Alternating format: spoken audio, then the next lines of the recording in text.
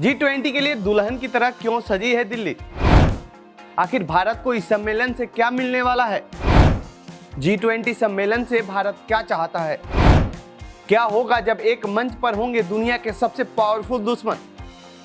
देश की राजधानी दिल्ली में 9 से 10 सितंबर के बीच G20 का शिखर सम्मेलन होगा।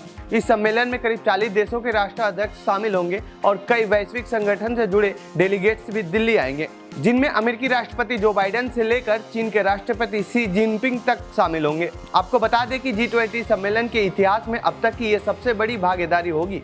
भारत में इस सम्मेलन को लेकर काफी उत्साह देखने को मिल रहा है। यही वजह है कि दिल्ली को इन दिनों दुल्हन की तरह सजाया गया है। हर तरफ लाइटें लगाई गई हैं, साफ सफाई और ग्रीनरी का खास ध्यान रखा जा रहा है।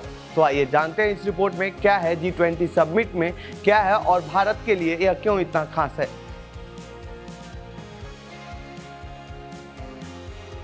तो सबसे पहले जानते हैं क्या है G20 सम्मेलन और इसके सदस्य कौन कौन से देश होते हैं।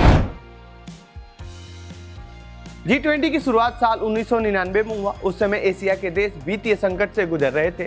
तब इस संगठन को बनाया गया ताकि वित्तीय संकट से निपटा जा सके। शुरुआती दौर में वित्त मंत्री और बैंकों से जुड़े अफसर इस ग्रुप का सदस्य हुआ करते थे, लेकिन इस सम्मेलन की सफलता को देखते हुए इसका विस्तार कर दिया गया और साल 2008 में इस ग्रुप को राष्ट्र प्रमुख के लेवल पर ले जाया गया और आर्थिक नीतियों से अलग और भी नीतियों पर इस सम्मेलन में चर्चा होने लगी। वर्तमान की बात करें तो पूरी दुनिया की 80% GDP इस ग्रुप से आता है, जबकि दुनिया की 2/3 आबादी इसी ग्रुप के सदस्य देशों में रहती है।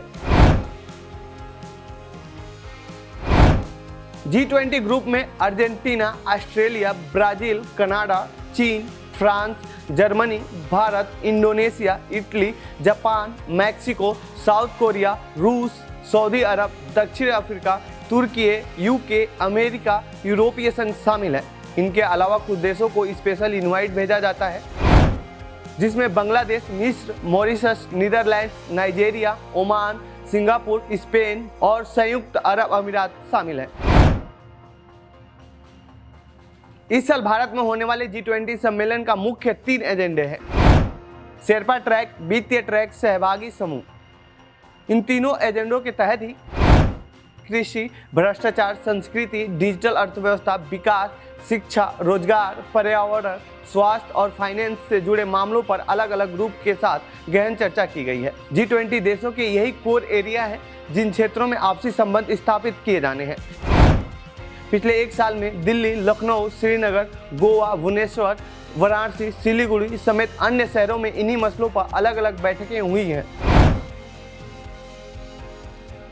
ये बैठक जब भारत में हो रही है तो इस दौरान दुनिया कई मुद्दों पर बटी हुई है।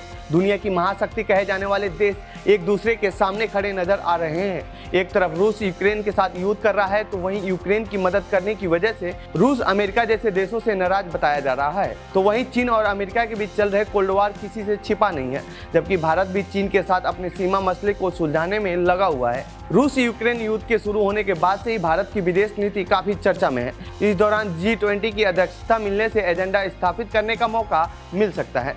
भारत का रुख इन विषयों पर कैसा रहता है ये मायने रखेगा। यही वजह है कि पीएम मोदी और भारत सरकार इस सम्मेलन को सफल बनाने में लगे हुए हैं। तो ये थी G20 सम्मेलन से जुड़ी हमारी रिपोर्ट। आपको कैसी लगी है रिपोर्ट कमेंट बॉक्स में बताएं। साथ ही इस पूरे मामले पर आप क्या कहना चाहते हैं कमेंट बॉक्स में लिख के। बाकी देश दुनिया खबरों के लिए बने रहिए जनसत्ता के साथ। धन्यवाद।